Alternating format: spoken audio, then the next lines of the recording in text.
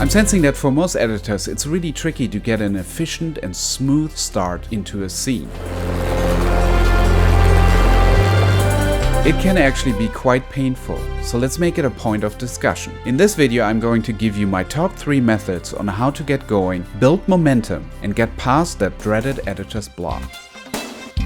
And then on Tuesday I'm going to discuss a couple more methods, and you have the opportunity to present your ideas as well. In addition, you get to talk to the students and you have the opportunity to ask them what it's like to be in a film school. Action! Alright. Who are you? Let's get to the topic. Prerequisite. Bring in your footage and organize it. Start selecting. Now you're ready, but how do you get started? Method number 1, go for the gold. So I do this most of the time. After I've done my thorough selecting, I only cut the best of the best moments into my timeline. I call these my gold moments. This stuff is so good, I know I want to use it somewhere in my cut, so I might as well just put it in there. Most of the time I already start seeing interesting connections. Putting gold moment number 1 next to gold moment number 2 automatically creates meaning beyond the single shot. This is what I think editors talk about when they say that the footage is speaking to them. And since all the stuff in the timeline is already gold, you have a pretty good chance that it entices interesting and out-of-the-box moments. Now, many editors do the opposite. They start off with a long cut where they keep the so-so moments with the gold moments in some form of chronological order, and then they start shaving it down. With this method, I'm proposing the opposite. Why use anything that's less than gold unless you really have to? Because editing doesn't have to be necessarily linear. This method helps me come up with interesting scenes fast and not get stuck. Nothing is ever impossible. That is really the key to the success of the brand.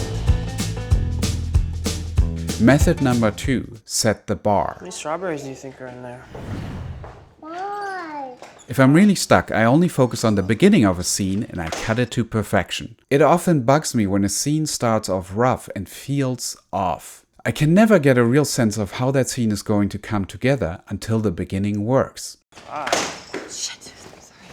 So spend most of your time in perfecting the beginning and then move on. I need a lot of ice cream. By then I often find myself in a flow state where editing the rest comes much easier. Oh, Sorry, stick to the last. Oh, it's monkey.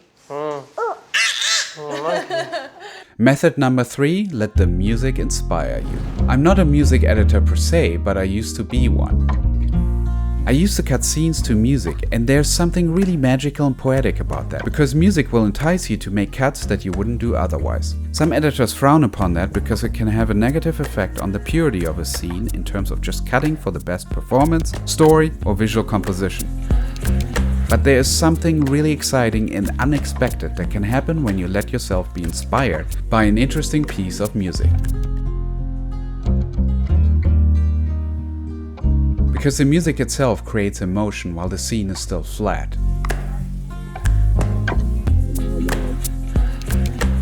So there's a bunch more methods that I'll be discussing during my class. Mark your calendar for Tuesday, once again 12 p.m. Pacific Standard Time. If you'd like to see another question being discussed, feel free to leave a comment. Thanks for watching, and I'll see you on the next video.